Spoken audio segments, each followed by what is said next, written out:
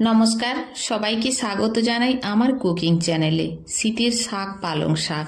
শীত চলে গেলে বাজারে পালং শাক আসা বন্ধ হয়ে যাবে। শীত চলে যাওয়ার আগে পালং শাকের এই দুর্দান্ত রান্না তৈরি করে গরম গরম ভাতের সাথে পরিবেশন করুন। অল্প উপকরণ দিয়ে বানিয়ে ফেলুন, দেখলেই বুঝতে পারবেন কত সহজ এই রান্না।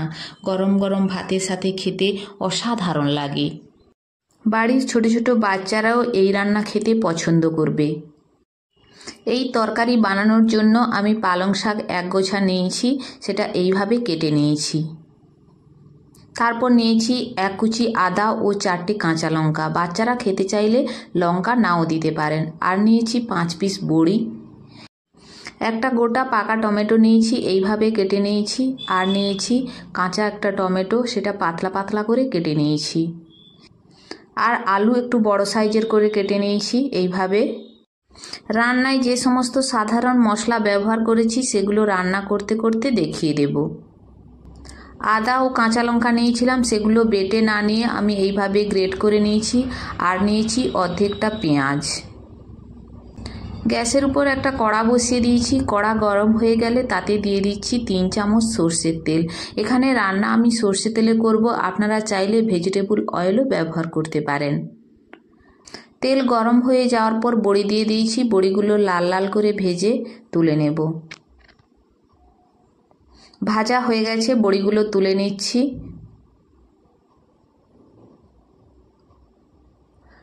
আর ওর মধ্যে আমি তেল ব্যবহার করব না, ওই গরম তেলেই দিয়ে দিচ্ছি কুচিয়ে রাখা পেঁয়াজ। পেঁয়াজ লাল লাল হয়ে ভাজা হয়ে গেলে ওর মধ্যে দিয়ে দেব গ্রেট করে রাখা কাঁচা লঙ্কা এবং আদা। বাচ্চারা খেতে চাইলে কাঁচা লঙ্কা অ্যাভয়েড করে যেতে পারেন। আদা এবং কাঁচা লঙ্কার কাঁচা গন্ধ চলে গেলে ওতে দিয়ে দিব 1/4 চামচ হলুদ। তারপর দিয়ে দিচ্ছি 1 চামচ জিরে গুঁড়ো, দিয়ে আবারও ভালোভাবে একটু কষিয়ে নিচ্ছি। তারপর ওর মধ্যে দিয়ে দিচ্ছি আলু। এইভাবে কেটে রাখা আলু দিয়ে আলু সহ মশলা কষিয়ে নিচ্ছি। মশলা পুড়ে যাবে, এই কারণে অল্প একটু জল দিয়ে কষিয়ে নিচ্ছি। এবং এই সময় দিয়ে দেব স্বাদ মতো লবণ। লবণ দেওয়ার পর তারপর একটু জল দিয়েছি। মশলা সমস্ত কিছু ভালোভাবে কষিয়ে নেব। যখন দেখব মশলা থেকে তেল ছেড়ে বেরিয়ে এসছে, তখন বুঝবো মশলা কষা হয়ে গেছে। এরপর দিয়ে দেব 1 বাটি জল। জল দিয়ে দেওয়ার পর ঢাকা দিয়ে দেব 2 থেকে 3 মিনিট। 2 থেকে 3 মিনিট পর এসে দেখলাম ঝোল সুন্দর ফুটে উঠেছে। এরপর দিয়ে দেব ওর মধ্যে আলুর মতো সাইজে কেটে রাখা বেগুন। বেগুন দিয়ে নাড়াচাড়া করে আবার ঢাকা চাপিয়ে দেব এবং এইভাবে রান্না হতে দেব 5 মিনিট। 5 মিনিট পর এসে ঢাকনা খুলে দেখলাম আলু এবং বেগুন ভালোভাবে সেদ্ধ হয়ে গেছে। তরকারির মধ্যে যখন এরকম অল্প জল থাকবে তখন দিয়ে দেব কুচিয়ে রাখা পালং শাক। পালং শাক একটি নরম শাক, সেদ্ধ হতেও বেশি সময় লাগে না। ভালোভাবে নাড়াচাড়া করতে থাকবো, দেখতে থাকবো যে পালং শাকের থেকে অনেকটা জল বেরিয়ে এসছে। এরপর এই সময়ই ওর মধ্যে দিয়ে দেব কুচিয়ে রাখা টমেটো। টমেটো দেওয়ার পর নাড়াচাড়া করে নেব এবং ঢাকনা চাপিয়ে রান্না হতে দেব 3 মিনিট। 3 মিনিট পর ঢাকনা খুলে দেখলাম, দেখুন অনেকটা জল বেরিয়ে গিয়েছে। গ্যাসের ফ্লেম একটু হাই করে জল শুকিয়ে নেব। এরপর এর মধ্যে দিয়ে দেব ভেজে রাখা বড়ি। বড়ি দিয়ে আবারও ভালোভাবে নাড়াচাড়া করে নেব। বড়ি দিয়ে দেওয়ার পর সম্পূর্ণ তরকারি রান্না করে নেব 1 থেকে 1.5 মিনিট। এই সময়ই আপনারা লবণটা চেখে নেবেন, যদি প্রয়োজন হয় এই সময়ই লবণ দিয়ে দেবেন। আমি এখানে কোনো চিনি ব্যবহার করছি না এবং আপনাদেরও বলছি এখানে চিনি ব্যবহার করার কোনো প্রয়োজন নেই।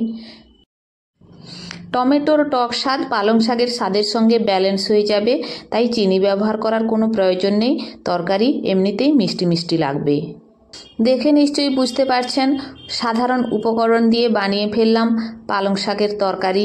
এইভাবে আলু, বড়ি এবং বেগুন দিয়ে আপনারাও বানিয়ে ফেলুন। গরম গরম ভাতের সঙ্গে খেতে অসাধারণ লাগে।